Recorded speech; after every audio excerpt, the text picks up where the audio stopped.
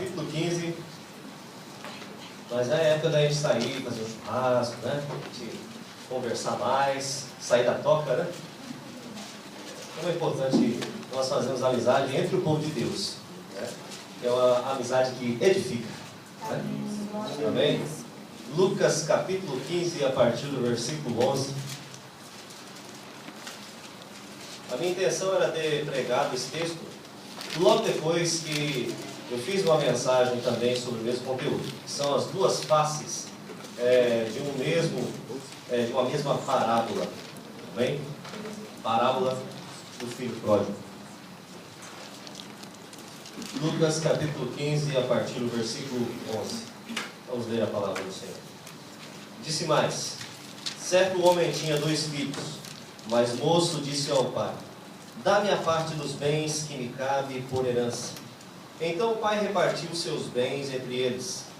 Poucos dias depois, o filho mais moço, juntando todas as suas coisas, partiu para um país distante e lá desperdiçou seus bens, vivendo de modo irresponsável.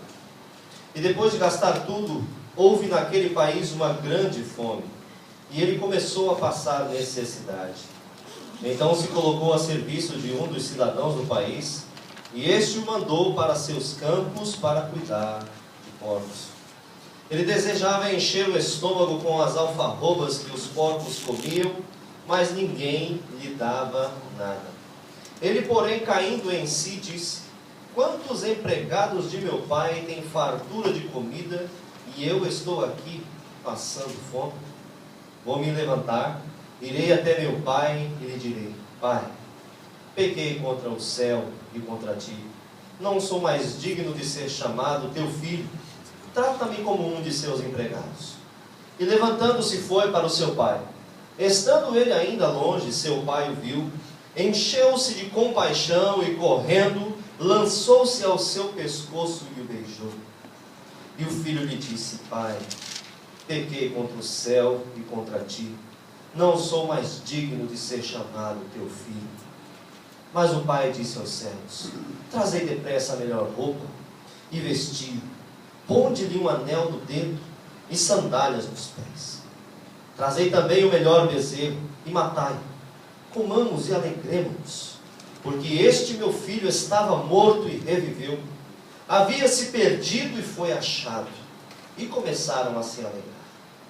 O filho mais velho estava no campo, e quando voltava, ao aproximar-se de casa, ouviu a música e as danças.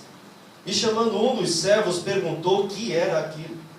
Então lhe respondeu: teu irmão voltou, e teu pai matou o melhor bezerro, pois o recebeu são e salvo. Mas ele se indignou e não quis entrar. Então o pai saiu e insistiu com ele. Ele, porém, respondeu ao pai: há tantos anos te sirvo, e nunca desobedeci a uma ordem tua. Mesmo assim, nunca me deste um cabrito para eu me alegrar com meus amigos. Chegando, porém, este teu filho, que desperdiçou os seus bens com prostitutas, mataste para ele o melhor bezerro.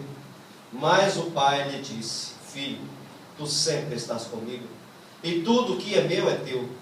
Mas era justo festejar e nos alegrarmos, pois este teu irmão estava morto e reviveu, havia se perdido e foi achado. Anteriormente nós estudamos, conversei com os irmãos sobre o irmão do filho pródigo. E hoje nós estamos estudando a outra face dessa mensagem. Eu gostaria de ter pregado uma semana depois, mas o Senhor preparou para conversarmos hoje sobre o assunto. Essa parábola, ela é a continuação das duas primeiras, desse mesmo capítulo, né? A primeira parábola que aparece é a parábola da ovelha perdida. A segunda parábola que aparece na sequência é a parábola da dracma perdida. Dracma significa denário, que é o salário médio de uma pessoa, o salário médio de uma pessoa na época do Novo Testamento, ali da igreja primitiva. Todas essas parábolas, elas foram ditas para as mesmas pessoas, na mesma ocasião, e enfatizavam a mesma mensagem. A ovelha está perdida, a dracma está perdida, a pessoa está perdida. Interessante notar que Jesus, ele não sai apontando o dedo para os seus ouvintes, dizendo você é um pecador, né? Mas ele fala, perdidos. Essa é a perspectiva de Deus para com aquele que está afastado da sua presença. Perdeu o caminho, perdeu a direção, perdeu o rumo até a minha presença. Multidões incontáveis ainda estão perdidas no pecado, mas o nosso Deus é o Deus dos perdidos e anseia pelo retorno destes seus filhos. Esta parábola é considerada por muitos estudiosos como a coroa de todas as parábolas, por ser uma expressão incomparável da paciência e da generosidade com as quais o amor tolera e triunfa sobre a loucura humana de viver longe do seu Criador. Quando olhamos de forma mais ampla, nós descobrimos que esta parábola possui 3 níveis. O primeiro deles é a rejeição do lar. O segundo nível é a volta, o desejo de retornar ao lar. E o terceiro nível é como ele é recebido em sua casa. O jovem rebelde deliberadamente partiu para uma terra distante e tornou-se um homem desperdiçador. De acordo com Agostinho, ele nos disse que a terra longínqua, de uma maneira resumida, não é uma distância geográfica, mas é o esquecimento de Deus. Tudo o que o jovem insatisfeito queria fazer era encher o seu estômago e viver para satisfazer os seus desejos carnais e sensuais. Ele desperdiçou os seus bens vivendo dissolutamente, mas com a perda de tudo que tinha, veio também a perda dos supostos amigos, porque ninguém, de acordo com o texto, lhe dava nada. Ele gastou muito tempo, ele gastou todo o seu dinheiro, mas os seus amigos o abandonaram.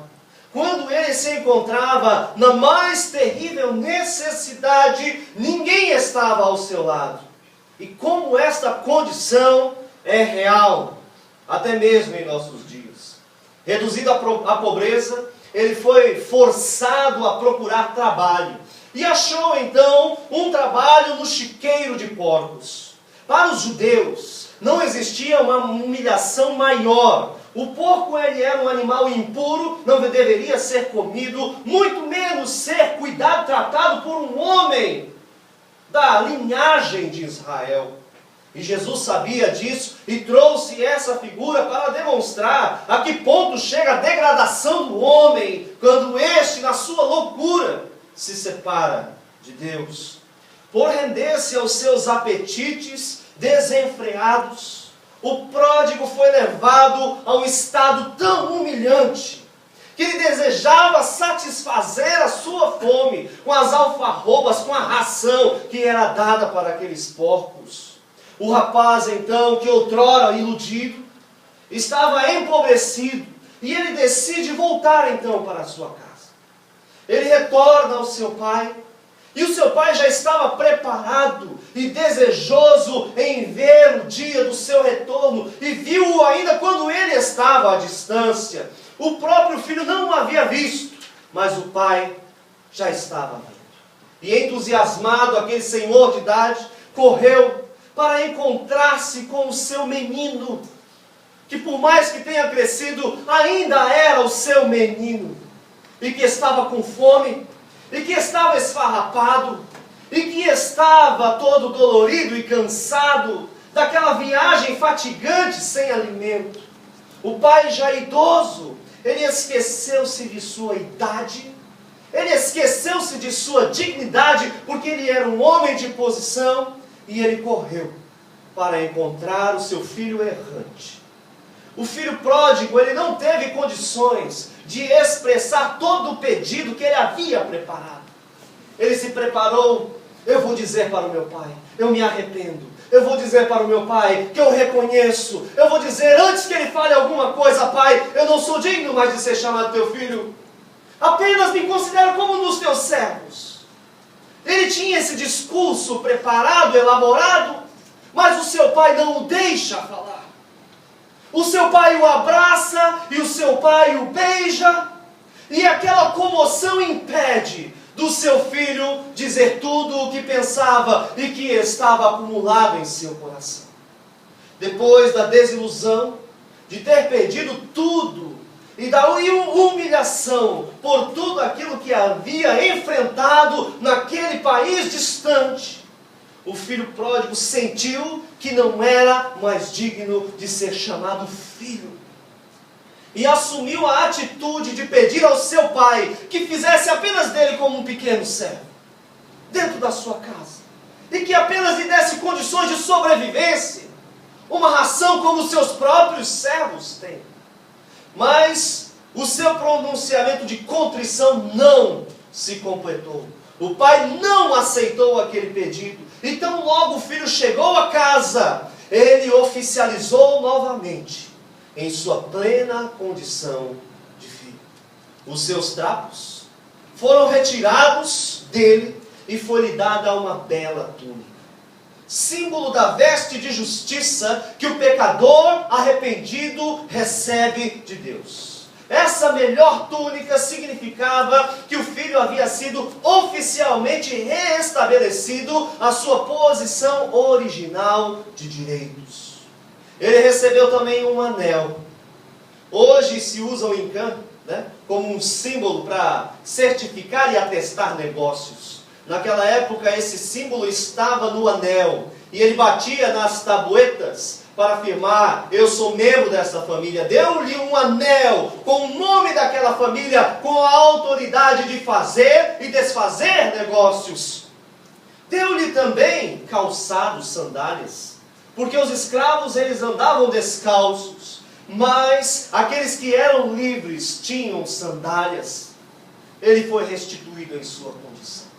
O anúncio das boas-vindas, tão cheio de sentimentos maravilhosos, de compaixão, está repleto da importância moral da volta do filho.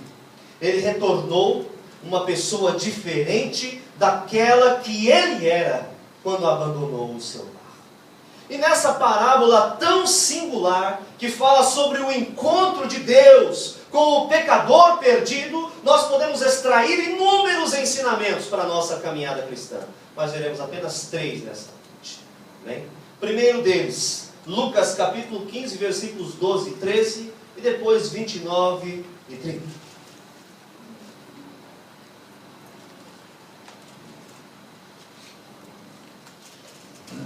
Vamos fazer uma releitura. 12. O mais moço disse ao pai: Pai, dá-me a parte dos bens que me cabe por herança. Então o pai repartiu seus bens entre eles. Poucos dias depois, o filho mais moço, juntando todas as suas coisas, partiu para um país distante e lá desperdiçou seus bens, vivendo de modo irresponsável. Versículos 29 e 30. Ele, porém, respondeu ao pai: Há tantos anos te sirvo, e nunca desobedeci a uma ordem tua. Mesmo assim, nunca me deste um cabrito para eu me alegrar com meus amigos. Chegando, porém, este teu filho, que desperdiçou os seus bens com prostitutas, mataste para ele o melhor bezerro. Primeira verdade relevante a ser analisada nesse texto: quem é o filho pródigo nessa narrativa? Quem é o filho pródigo? Todos os que rejeitam o amor de um pai e desperdiçam os bens que lhe foram dados, e no caso dados pelo pai, dados por Deus a todos nós, numa vida rebelde, essas pessoas são consideradas pródigas. Não é preciso que as pessoas se vistam com trapos para serem classificadas como filhos pródigos. Pelo contrário, muitas vezes na nossa atualidade encontramos pessoas vestidas suntuosamente, afastadas de Deus e vivendo em sua prodigalidade, mas cujo coração e caminhos estão entregues à carnalidade e a uma vida vulgar e vazia. Como já vimos, a terra distante, ela não é um afastamento geográfico em quilômetros, mas sim afastamento em termos de motivação. Até uma pessoa dentro da comunidade cristã, ela pode andar pelos caminhos da prodigalidade quando a sua motivação maior já não está em Deus. Além disso, de acordo com o texto, os que em si mesmos se consideram justos estão também perdidos aos olhos de Deus, tanto quanto os dissolutos que vivem neste mundo. Como aconteceu com esse filho pródigo. Percebemos esta verdade no contraste de ambos os filhos. No início, o filho pródigo, que é o tema dessa parábola, e o filho mais novo, ele aparece valorizando mais a herança do que ao seu pai. Ele abandona a sua família, ele entrega-se a uma vida corrupta e desperdiça todos os seus bens. Já o filho mais velho, o irmão do filho pródigo, ele permaneceu em casa, servindo ao seu pai, continuou trabalhando nos campos e não exigindo nada do Senhor seu pai, ainda conservando todos os bens com toda a prudência. Agora, no fim desse texto, nos versículos 29 e 30, nós encontramos um quadro diametralmente oposto. O filho pródigo, arrependido, ele retorna para sua casa consciente dos valores que ele havia desprezado. Já o mais velho, então, ele recusa perdoar e não aceita a restauração do seu irmão mais novo. Então, nessa sua condição de rejeição, ele partiu então para a terra distante do estar satisfeito consigo mesmo, e a terra distante do ressentimento, a terra distante do mau humor. Ele partiu para longe do coração do seu pai. Nós vemos claramente que a alegria da casa era estranha aos olhos do irmão mais velho. E sem dúvida, ele estava sentindo uma repulsa por aquele movimento que estava acontecendo. E também pela forma como seu pai estava tratando o seu filho mais novo. Ele estava sentindo uma repulsa. Por que meu pai trata tão bem este rapaz? Por duas vezes, nos versículos 27 e 32, o pai ele fala para o filho mais velho, chama-o à consciência e procura dizer, esse teu irmão, ele é teu irmão, não é um qualquer, ele é o teu irmão, chamando-o à consciência de que existe um elo importante entre eles e que justificaria o perdão, que justificaria a restauração, a inclusão na família. Mas de forma rude e desdenhosa ele disse, este teu filho.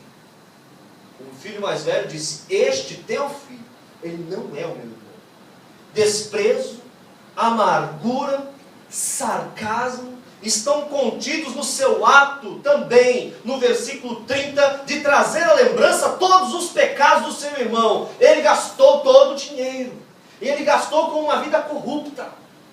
Ele deixou tudo de lado.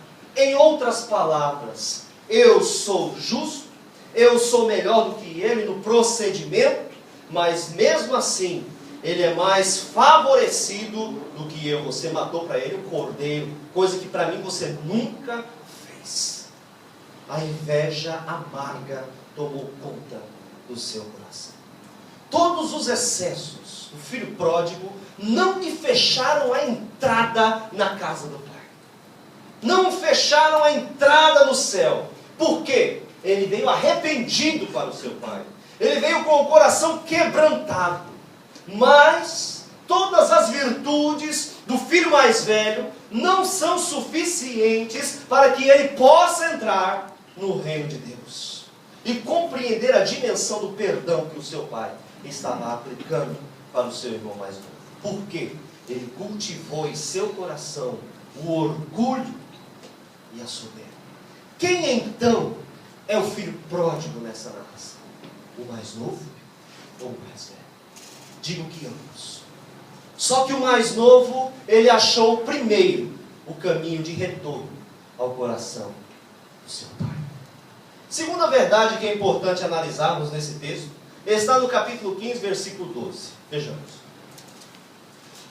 O mais moço disse ao pai: dá-me a parte dos bens que me cabe por herança. Então o pai repartiu os seus bens entre eles.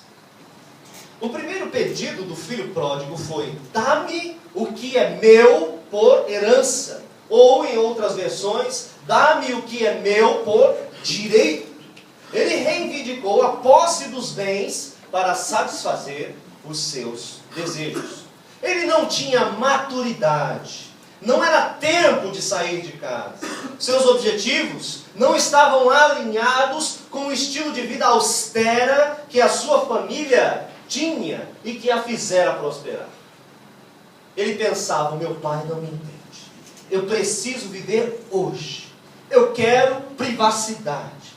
Eu quero o direito de fazer o que desejar da minha vida. Chega de controle. A vida é minha. O dinheiro é meu. Eu faço o que eu quero. Dá a minha parte. Deus, irmãos, Ele é dono de tudo. E o homem não é dono de nada. O plano original lá em Gênesis capítulo 1, versículo 28, é que o homem fosse gerente, administrador de todos os bens que Deus disponibilizou à humanidade. Não somos proprietários deste mundo. Tudo que está em nossas mãos não é nosso de verdade. Nós somos apenas responsáveis pela propriedade de Deus. Aí você pode perguntar para mim assim: mas como isso, pastor? Porque o olerite vem no meu nome. A escritura da casa está no meu nome. A escritura do carro está no meu nome. Está tudo no meu nome. Como eu posso provar que isso tudo não é meu? Simples. Não viemos a este mundo e ao pó retornaremos. Você vai levar alguma dessas coisas? Não vai levar nada. Tudo vai ficar aqui. Ou seja, somos proprietários? Não.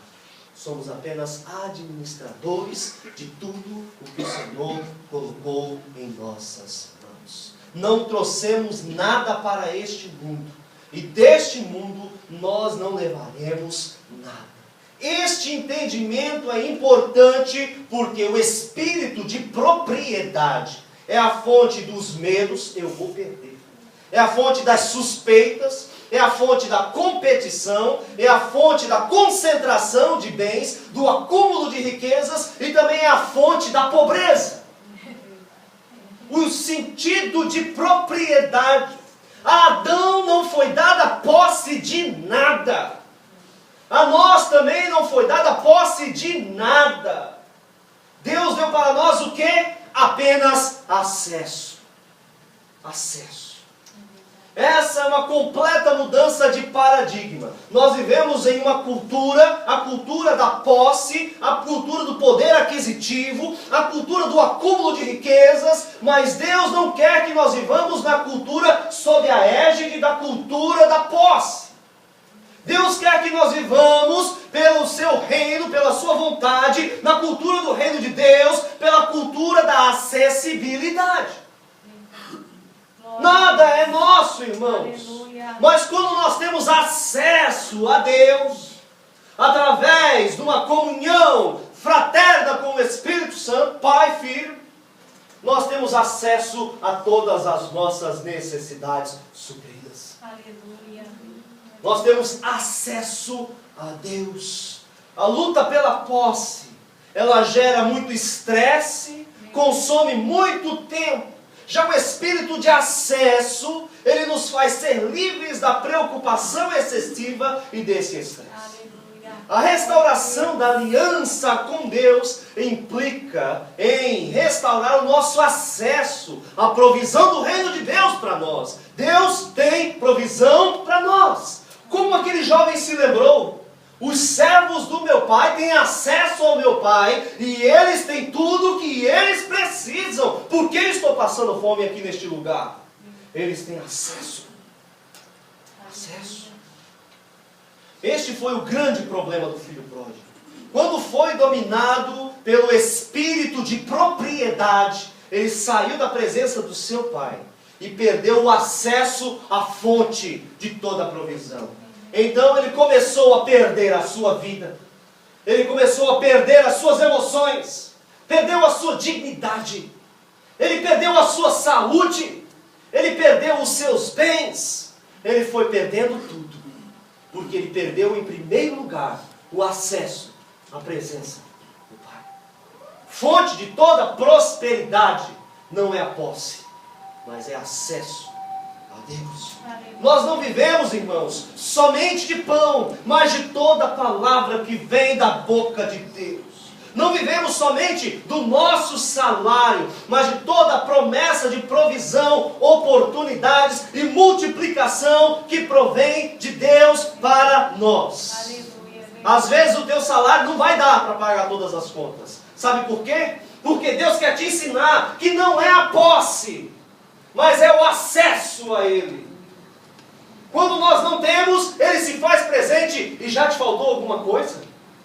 Não há falta de nada.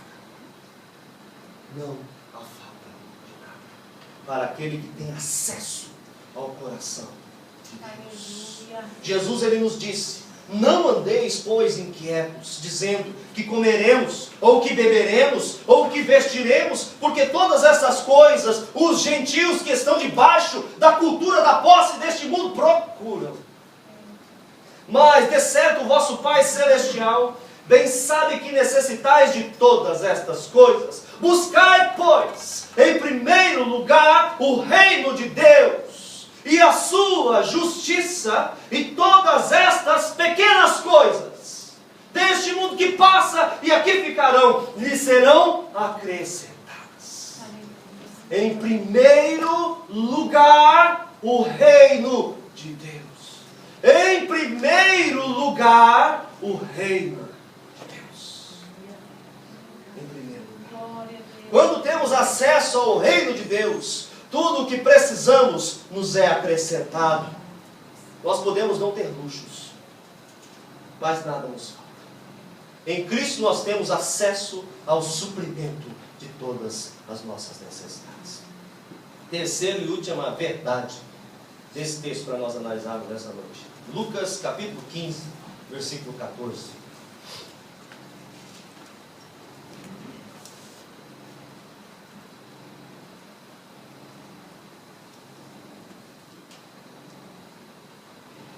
E depois de gastar tudo, houve naquele país uma grande fome, e ele começou a passar necessidade. Terceira grande verdade que nos apresenta esse texto é a lei da semeadura. Lei da semeadura. Gálatas capítulo 6, versículos 7 e 8 nos diz: não erreis. Deus não se deixa escarnecer, porque tudo que o homem semear, isso também ele ceifará. Porque o que semeia na sua carne, da carne ceifará a corrupção. Mas o que semeia no Espírito, do Espírito ceifará a vida eterna. É uma lei intransponível, duríssima, rígida. Não há como burlar esta lei do reino de Deus. A tendência natural, de acordo até mesmo com o quadro que nos apresenta, do contexto socioeconômico em que este rapaz estava vivendo, a tendência natural é a escassez, é a pobreza e é a miséria. Ninguém estuda para saber como ficar pobre. Estuda. Hoje nós vamos ter um seminário em Nagoya. Nós vamos ensinar como ficar pobre. Quem que vai querer nesse seminário? Por quê, irmãos? Você quer ficar pobre? É fácil. Deixa eu trabalhar. Fica pobre. Então ninguém precisa de seminário para ficar pobre. Isso todo mundo sabe. Agora, se tem alguma coisa que a gente quer saber, é como ficar rico. E na internet está cheio, olha, de dinheiro fácil. Como ficar rico em 2 cliques. Aí você vai lá, tá? Aí entra um monte de vírus no seu computador. Acabou com o seu computador. Porque todo mundo quer saber como vai ficar rico. Se existe algo a ser estudado, é a prosperidade. E é isso que o texto também nos ensina. Uma das leis que rege a economia do reino de Deus é o conceito de causa e efeito. O conceito da semeadura. O filho pródigo, ele não observou essa lei aqui no versículo 14. E o que aconteceu? Duas coisas aconteceram. Uma semeadura e uma colheita. Ele gastou tudo. O que aconteceu? Passou necessidade. Gastou tudo, passou necessidade. Essa parábola, irmãos, ela não faz uma apologia da teologia da prosperidade. Também não faz uma apologia da teologia franciscana, da teologia da libertação, que é a teologia da pobreza. Não faz apologia nem de um, nem de outro. Mas ele tenta nos ensinar o recorte temático da causa e efeito, aqui nesse versículo 14, nos ensina a prudência. No contexto da inflexível lei da semeadura. Gastar além da renda, esgota o patrimônio. Tem que tomar cuidado. O filho pródigo, ele voltou para casa, ele foi perdoado, o seu pai o encheu de amor, beijou seu filho, ele ganhou uma roupinha nova, ele ganhou um anelzinho em canovo, ele recebeu lá um sapatinho novo, mas ele ficou sem herança. Perdeu a herança. Causa e efeito. Todos os seus erros não foram barreira para que ele recebesse o perdão do pai, a restauração da condição de filho, mas a sua vida poderia ter sido melhor, ou não. Poderia. O afastamento de Deus, irmãos, ele pode produzir perdas irreparáveis. Perdas, em primeiro lugar, perda espiritual.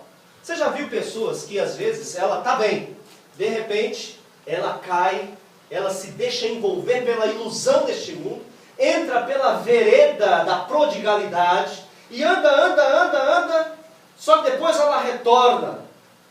Deus perdoa. Deus restaura. Mas existem coisas que nós perdemos e que nós podemos nunca mais recuperar. Aquele brilho pode não existir mais. Portanto, o texto bíblico nos ensina: aquele que está de pé, cuide-se para que não caia.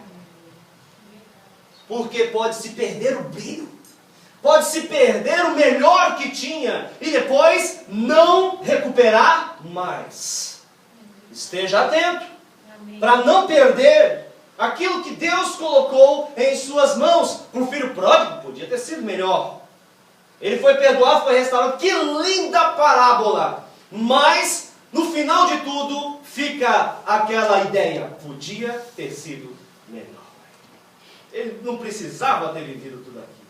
Ele não precisava ter saído da casa do seu pai. Ele não precisava andar desviado. Ele não precisava perder a sua espiritualidade. Ele não precisava perder a sua fé. Ele não precisava corromper-se. Ele não precisava corromper a sua moral, a sua dignidade. Ele não precisava perder os seus bens. Ele não precisava nada daquilo.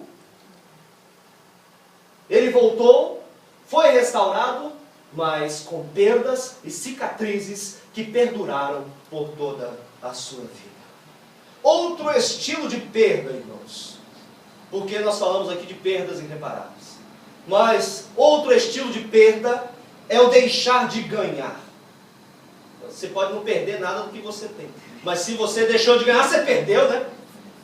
Às vezes acontece uma coisa aqui boa, aí acontece uma coisa boa, aí todo mundo fica, oh, que legal, todo mundo alegre. Aí chega alguém: o que foi que aconteceu? Ah, você perdeu. Perdeu. O bonde passou, você perdeu. Isso é um estilo de perda. Você perdeu o que estava na sua casa? Não perdeu. Mas você deixou de ganhar, isso é uma perda. Deixou de ganhar. É uma perda. Podemos não ter perdas naquilo que foi conquistado, mas se perdemos novas oportunidades, de ganharmos mais, de crescer, de sermos melhores, mesmo assim estaremos enveredando pelo caminho da perda. Irmãos, prosperidade não se resume em acúmulos de bens materiais. Este é um valor inverso da cultura do reino de Deus. Porque na cultura do reino de Deus é melhor dar do que receber. O homem secularizado, ele mede a sua prosperidade pelo poder aquisitivo.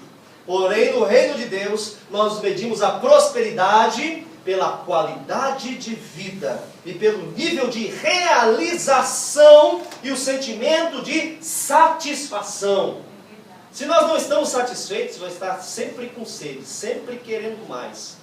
E buscando aqui, buscando ali, e nunca vai se satisfazer. A semelhança do filho pródigo, de acordo com a lei da semeadura, o distanciamento de Deus, a perda da motivação e o deslocamento do Senhor para níveis de prioridades inferiores, certamente produzem perdas. E existe também essa questão de inversão de valores, irmãos. Quando nós valorizamos demais os bens, nós desvalorizamos aquilo que é prioritário, que são as pessoas. Quando nós temos a visão correta de Deus, nós amamos as pessoas e usamos as coisas. Mas neste mundo, nessa inversão de valores, nós amamos as coisas e usamos as pessoas. Teologia da prosperidade opera desse jeito. Usa a Deus para poder dar as coisas que Ele ama. Usa a Deus para poder ganhar benefícios neste mundo e crescer financeiramente. Este é um engano. Um engano. Nós precisamos colocar as coisas nos seus devidos lugares. Aleluia. E a semelhança do filho pródigo, nós precisamos entender o que é prioritário na nossa caminhada cristã. Por quê? Nós podemos enveredar pelo caminho da prodigalidade deste mundo, da cultura secularizada, e então perdemos a visão do reino de Deus. A visão do reino de Deus. E a semeadura é muito importante. Concluindo esse ponto. Semear significa semear o futuro. Porque você não vai colocar aqui uma semente e ela não vai nascer agora. Você está fazendo um investimento para meses e anos depois. Então toda semeadura, ela diz respeito ao futuro. Quando nós não nos preocupamos com o futuro, só nos preocupamos com o presente, nós deixamos de ter qualidade de vida. E chega lá na frente, acontece que nem a história do gafanhoto e da formiga. Fica do lado de fora do formigueiro passando fome no inverno. Nós precisamos semear o nosso futuro. E depois, se não tivermos um bom futuro, a culpa não vai ser de ninguém. Como aconteceu com esse filho pródigo. Ele estava lá na cocheira dos porcos e desejando alimentar-se daquelas alfarrobas. A culpa foi de alguém? Não foi. Ele semeou aquele futuro para ele mesmo. Mas Deus nos chama a uma consciência de sabedoria. Amém. Para que nós possamos saber semear um bom futuro para nós. Vamos utilizar essa lei inexorável da semeadura para nos conduzir a benefícios. Vamos subir na onda, vamos dropar, né? Vamos aí então aproveitar a energia operantes para que nós possamos extrair benefícios para nós mesmos. Existe essa lei da semeadura, então vamos semear o bem. Vamos semear o que é bom, vamos semear para o nosso futuro, para que nós tenhamos uma garantia lá na frente. Texto de Eclesiastes, capítulo 11, do verso 1 até o capítulo 12, versículo 8. Vamos dar uma olhadinha só em alguns versículos. Ele fala muito acerca dessa questão da semeadura do futuro. Pelo fato da maioria de nossas ações não apresentar consequências a curto e médio prazo, nós achamos que essa lei da semeadura é algo que não existe. Mas, se nós formos olhar por um espectro mais amplo, nós vamos ver que ela é real. E nós precisamos viver tendo uma visão séria em relação a isso. Versículo 4, vejamos. Quem observa o vento não semeará, e o que olha para as nuvens não colherá. Quem contempla o nada, quem não edifica hoje, quem não acrescenta, irmão, não vai colher nada lá na frente. Nós precisamos fazer isso hoje. Você precisa preparar o seu futuro hoje. Converso com a minha esposa. Eu fico preocupado, né? Deus vai cuidar de mim? Deus vai cuidar de mim. Deus vai suprir as minhas necessidades, vai suprir as minhas necessidades. Mas Ele também me deu inteligência. Por quê? através dessa questão estrutural, porque nós fazemos a análise do futuro basicamente por dois meios. Uma é a análise conjuntural e a outra é a análise de cenários, né? Então, pela conjuntura eu vou analisando. Estou ficando gordo, com careca, cabelo está branco, 43 anos, estou tendo que obturar um monte de dente. Estou ficando velho, meu dente era branquinho, agora está ficando tudo assim amarelado, olho no espelho, não dá nem graça de ver. A Ana fala assim, deixa eu ver. Não, você não vai ver nada. Não vai ver nada aqui. Nada para ver. Porque eu estou ficando velho. Vai chegar os 50, vai chegar os 60. Deus me deu inteligência. Eu sei que vou chegar um dia que a igreja não vai querer mais que eu seja pastor. Eu não vou estar velho. Senta aí, velho. Vão falar assim para mim. Tá? Você vai fazer, não, pastor, está falando que nem Pedro, quando Jesus ia morrer na cruz. Não, Jesus, você não vai morrer na cruz. Não, pastor, não vão te tirar do pastorado. Olha, irmão, vão tirar. O que eu vou fazer da minha vida quando arrancar esse microfone da minha mão? Você tem que pensar nisso.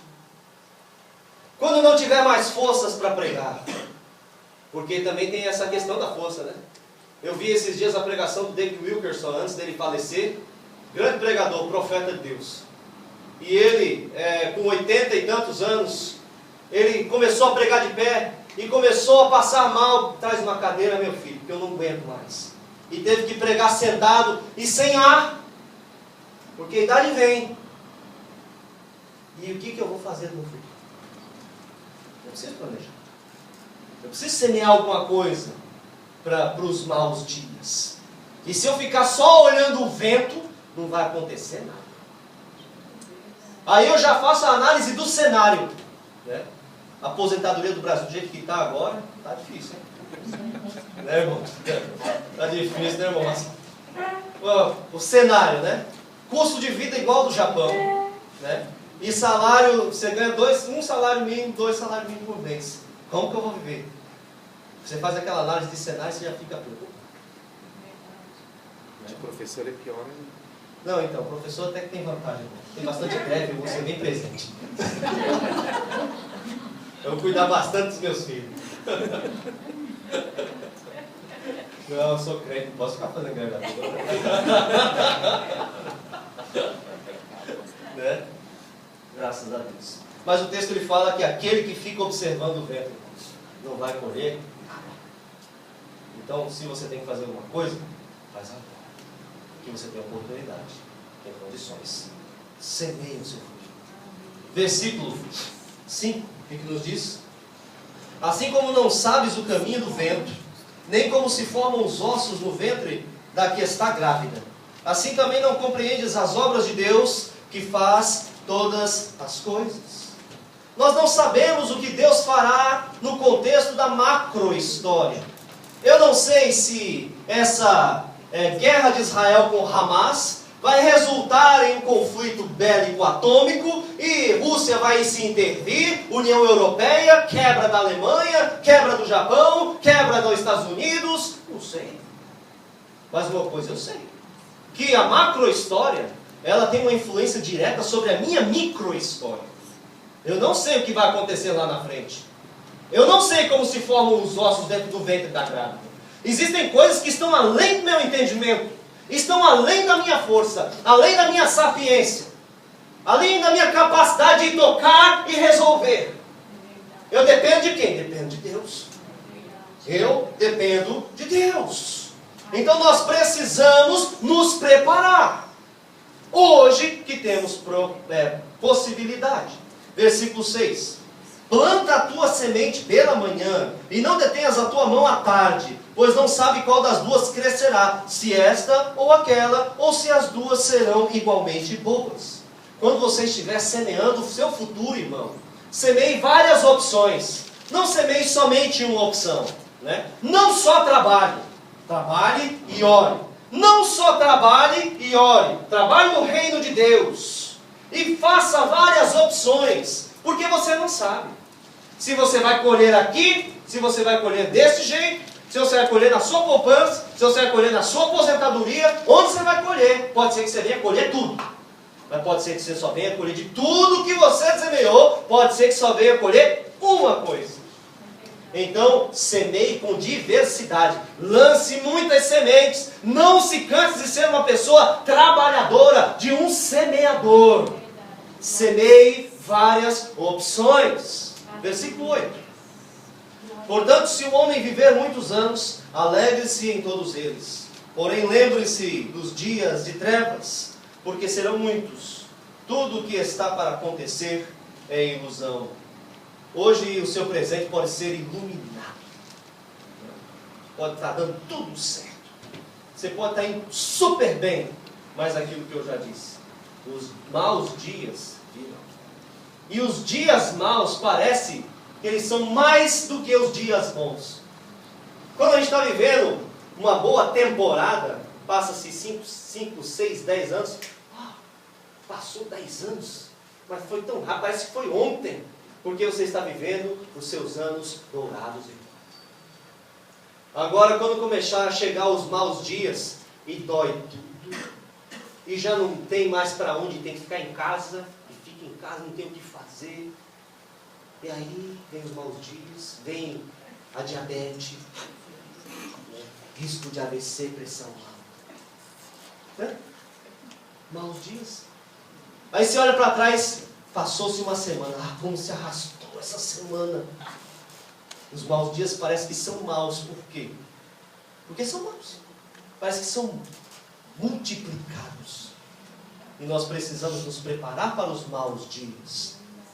E o texto ele nos fala também nesse versículo 8. Né? Lembre-se dos dias de trevas, porque serão muitos. Né? Versículo 12, 1. Vamos ver.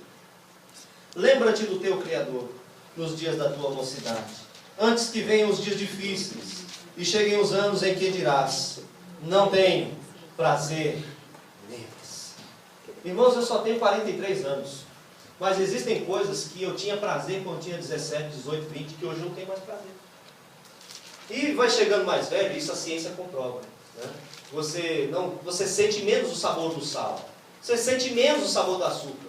Parece que tem uma iguaria na sua frente, você come, parece um angu. Porque você não tem mais aquele paladar. As suas células estão morrendo. Né? Nós não temos mais prazer. E o texto ele nos fala, né? Não tenho prazer neles. Não tenho prazer neles. Por isso o sábio nos aconselha: lembra-te do teu Criador agora. Amém. Lembra-te do teu Criador hoje. Na tua mocidade, nos melhores dias da tua vida. Uma das coisas que eu mais me alegro, casei com essa moça aqui, ela tinha 18 anos.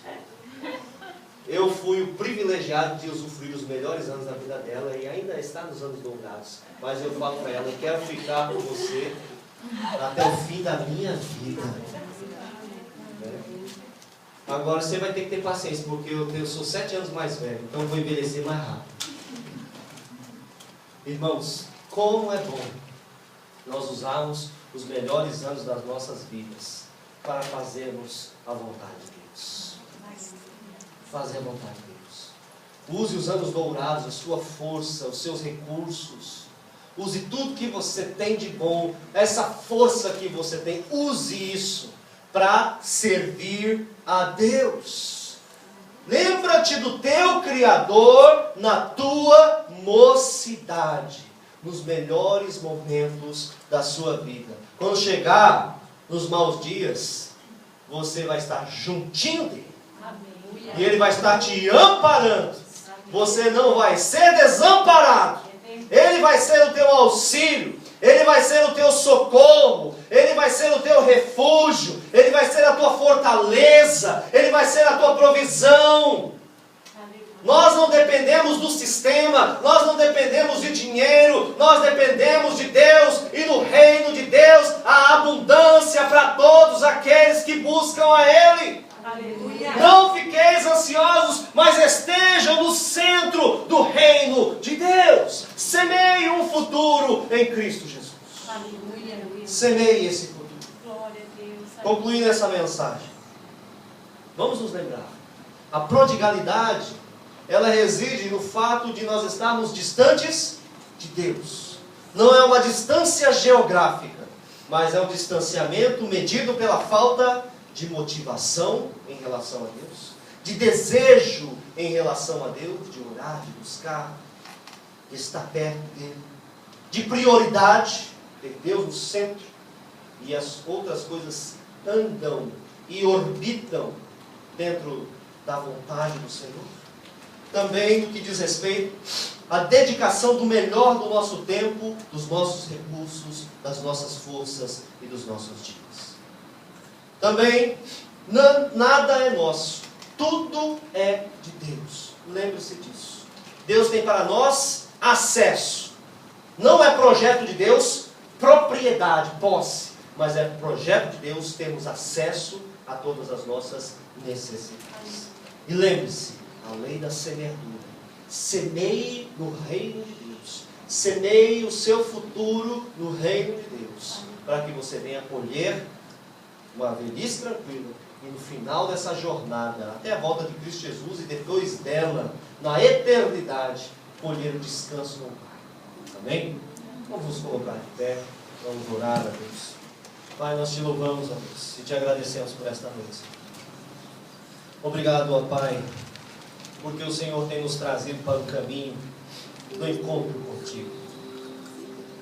Deus, se porventura existam alguns que sintam em seu coração que estão andando pelo caminho do filho pródigo, se afastando, a sua motivação também se enfraquecendo, se esvaindo, tem andado, ó Deus, pelo caminho do afastamento, da prodigalidade, da motivação. Que nessa noite o Senhor possa operar em seus espíritos algo novo.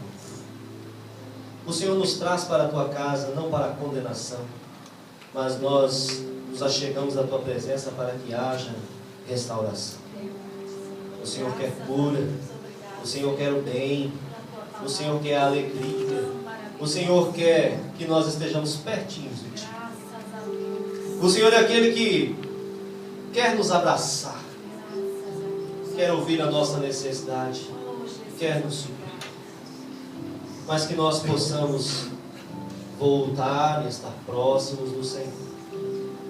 Se nesta noite, porventura aqui neste recinto, nesta igreja, existir alguém que esteja andando, se afastando e que reconheceu que estava distante, que o teu Espírito possa fazer retornar agora, em nome de Jesus.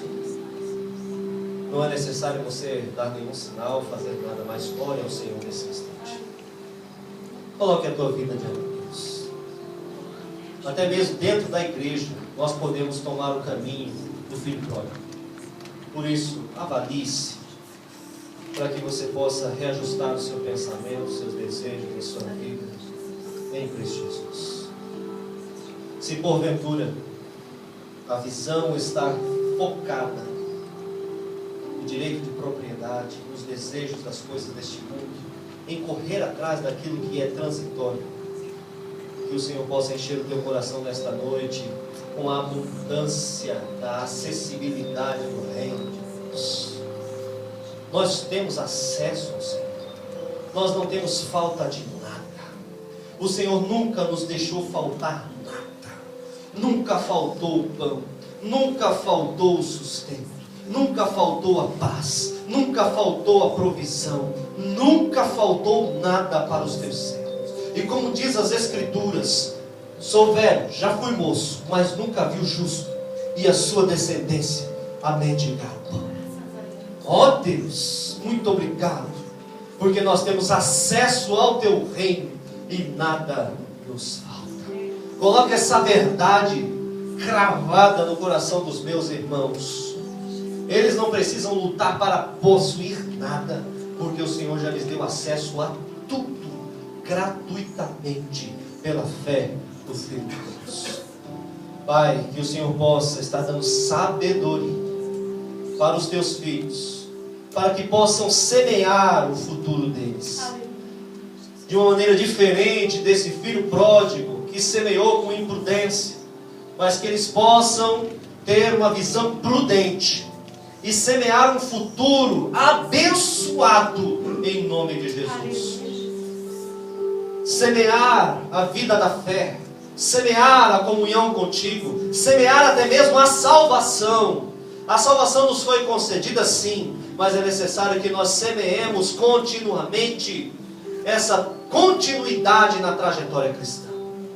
Ajuda os teus servos, ó Deus, a semear também benefícios materiais, para que eles possam ter a sua vida suprida e deixar herança para os seus filhos e os filhos dos seus filhos até a volta de Cristo Jesus. Ó Deus, a nossa vida pode ser muito melhor, nós podemos não ter perdas nenhuma. Por isso, ó Deus, que nesta igreja todos os teus servos possam ter sabedoria para não ter perdas, mas que possam ter o entendimento do alto, para poder ganhar e vencer contigo, em nome do Senhor Jesus Cristo. Obrigado, meu Deus, por esta noite, e obrigado principalmente porque o Senhor nos acolheu.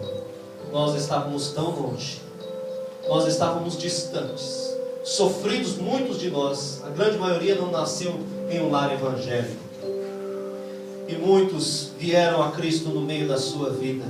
Obrigado porque o Senhor nos escolheu, Jesus. Obrigado porque o Senhor nos deu a salvação. Obrigado porque um dia, conforme o nosso irmão ministrou nesta noite, alguém falou de Ti para nós. Obrigado porque o Teu Espírito nos convenceu de que isso era verdade. E obrigado porque o Senhor teve paciência conosco, e ainda tens. Muito obrigado, Jesus. Muito obrigado. E que o Senhor nos guarde até a volta de Cristo Jesus. Abençoa todos os meus irmãos. E novamente eu peço que nenhum deles se perca, mas que todos nós possamos entrar juntos no Teu reino.